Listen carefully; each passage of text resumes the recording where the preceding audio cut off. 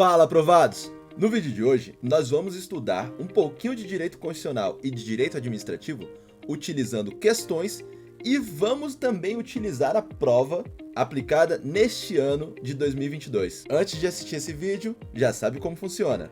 Deixe seu like e se inscreva no nosso canal para você ter acesso a todos os conteúdos, aulas, dicas e informações jurisprudenciais que vão ser muito úteis para o seu concurso. Também siga a gente no Instagram, @deltatiagopaixão, dá uma olhada no meu site, www.voseraprovado.com e faça parte do nosso grupo aberto do Telegram, cujo link você vai encontrar na descrição deste vídeo.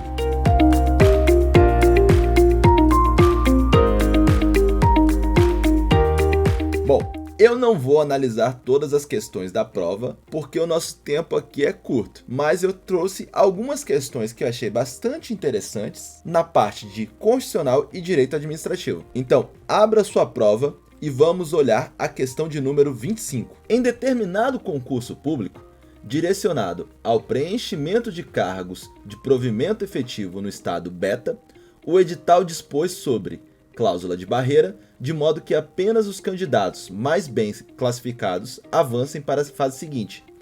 2. A necessidade de aprovação em exame psicotécnico para a habilitação ao cargo. E 3. A fixação de limite de idade para o acesso ao cargo.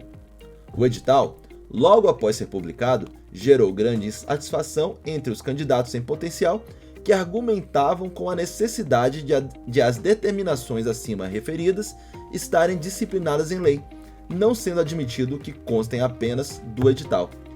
Em relação às determinações acima, é correto afirmar que, vamos olhar, qual dessas regras aqui tem que ser fixadas em lei? E quem determina isso? É possível que o edital preveja cláusula de barreira, a necessidade de exame psicotécnico e a fixação de limite para a idade sem prévia previsão legal? No caso do exame psicotécnico, nós já temos o entendimento da súmula 686 do STF. A súmula diz o seguinte: só por lei se pode sujeitar a exame psicotécnico a habilitação de candidato a cargo público. Então, exame psicotécnico tem que estar previsto em lei. E o limite de idade também tem que estar previsto em lei? Olha o que diz o artigo 39, parágrafo 2º da Constituição Federal. Aplica-se aos servidores ocupantes de cargo público o disposto no artigo 7º, 4, inciso 4, 7, 8, 9, 12, 13, 15, 16, 17, 18, 19, 20, 22 e 30, podendo a lei estabelecer requisitos diferenciados de admissão quando a natureza do cargo o exigir. Então, para a fixação de limite de idade, também tem que ter previsão legal. E a cláusula de barreira? Ela precisa de previsão legal? Não. Segundo o entendimento da doutrina e dos tribunais superiores, não necessita previsão legal para cláusula de barreira. Então, esta é a única que o edital pode prever. Neste caso, o gabarito correto é a letra C. Apenas as determinações 2 e 3 precisariam estar previstas em lei. Agora vamos dar uma olhada na questão de número 28, também da parte de constitucional. Em determinado estado do território nacional, foi detectado o risco de grave e iminente instabilidade institucional, ameaçando a paz social, e isso decorreu de um movimento orquestrado de oposição a certas atividades econômicas.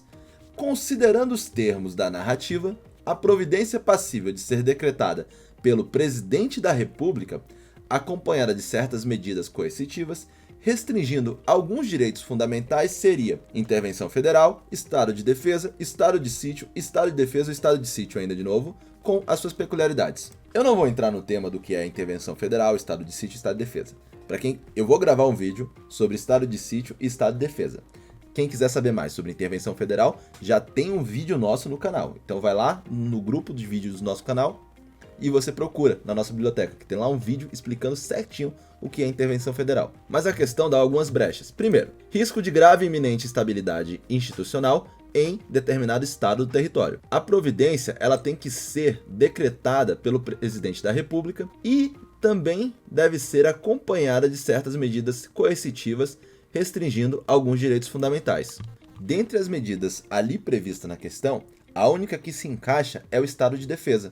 Por quê? Olha só o artigo 136 da Constituição Federal. O presidente da República pode, ouvidos o Conselho da República e o Conselho de Defesa Nacional, decretar estado de defesa para preservar ou prontamente restabelecer em locais restritos e determinados a ordem pública ou a paz social ameaçadas por grave e iminente instabilidade institucional ou atingidas por calamidades de grandes proporções da natureza. E além disso, o parágrafo 1º diz que o decreto que institui o estado de defesa determinará o tempo de sua duração, especificará as áreas a serem abrangidas e indicará, nos termos e limites da lei, as medidas coercitivas a vigorarem dentre as seguintes. Então nós já sabemos que é estado de defesa, pode ser letra B ou letra D. E qual dessas? O estado de defesa pressupõe autorização prévia do Congresso Nacional? A resposta é não. Segundo o artigo 49, inciso 4 da Constituição Federal, competência exclusiva do Congresso Nacional aprovar o estado de defesa e a intervenção federal, ou seja, é uma aprovação, ele é posterior à decretação. E o estado de defesa, ele tem prazo? Segundo o parágrafo 2º do artigo 136, sim. O tempo de duração do estado de defesa não será superior a 30 dias, podendo ser prorrogado uma vez por igual período, se persistirem as razões que justificaram a sua decretação. Então, a resposta correta é a letra B. O estado de defesa, que não pode ser superior a 30 dias, prorrogável uma vez por igual período. Agora vamos dar uma olhada na questão de número 30, também de constitucional. Pedro, servidor de cargo de provimento efetivo no Senado Federal, foi condenado à sanção de demissão em processo administrativo disciplinar. Não bastasse a sanção que sofrera, ainda foi informado por um colega que jamais poderia voltar a ocupar um cargo público no âmbito da União.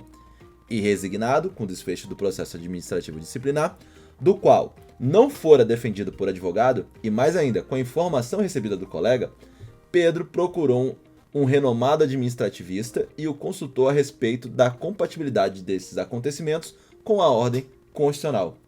Foi-lhe corretamente informado que o processo administrativo disciplinar, e a resposta correta é letra B. Não apresenta vício, pois a falta de defesa técnica por advogado não ofende a Constituição. Inclusive, este é um posicionamento já firmado, tanto na doutrina quanto na jurisprudência. Não precisa de defesa técnica no processo administrativo disciplinar, mas precisa dar oportunidade à defesa. O cara não precisa ser defendido por advogado, mas ele precisa poder ter contraditório e defesa no processo administrativo. Mas a informação do colega Pedro, ela é errada. Por quê? Porque a nossa ordem constitucional veda sanções de caráter perpétuo. Isso, inclusive, está lá na lei de improbidade administrativa. O cara não vai ser apenado para sempre. Ela tem um limite. A sanção ela tem que ter um limite. Nós não temos penas de caráter perpétuo. Então, letra B para a questão de número 30. Vamos passar para direito administrativo e olhar a questão de número 32. Carlos, técnico legislativo, policial legislativo do Senado Federal, no exercício da função, ao realizar revista pessoal no cidadão Antônio, inobservou as normas e os protocolos de regência, aplicando de forma culposa excesso de força que causou luxação no ombro do administrado. Inconformado, Antônio buscou assistência jurídica na Defensoria Pública da União, ajuizou a ação indenizatória por danos morais e materiais e obteve êxito integral na demanda. No caso em tela, Carlos, o servidor público, um agente público, ele pode ser responsabilizado por seus atos? A resposta é sim. Só que a responsabilidade do agente público, ela tem natureza subjetiva. Segundo o artigo 37, parágrafo 6º da Constituição Federal, as pessoas jurídicas de direito público e as de direito privado prestadora de serviços públicos responderão pelos danos que seus agentes nessa qualidade causarem a terceiros. Isto é, a responsabilidade objetiva das pessoas de direito público e as de direito privado prestadores de serviço público. Assegurado o direito de regresso contra o responsável nos casos de dolo ou culpa. Então, a nossa Constituição, a nossa própria Constituição, ela determina que os agentes públicos, eles responderão pessoalmente. As pessoas jurídicas, não. As pessoas jurídicas respondem objetivamente, mas os agentes públicos, eles responderão pessoalmente apenas se for comprovada a existência de dolo ou culpa. Pela questão, o gabarito correto é a letra D. Está sujeito à ação regressiva diante de sua responsabilidade civil subjetiva, sendo necessário a comprovação de que agiu de forma culposa. Bom, aprovados? Espero que tenham gostado desse vídeo. Se gostou, deixe seu like. Se inscreva no nosso canal para você ter acesso a todos os conteúdos, aulas, dicas e informações, além de revisões de prova. Siga a gente no Instagram, @DeltaThiagoPaixão, dá uma olhada no meu site, www.voseraprovado.com, e faça parte do nosso grupo aberto do Telegram.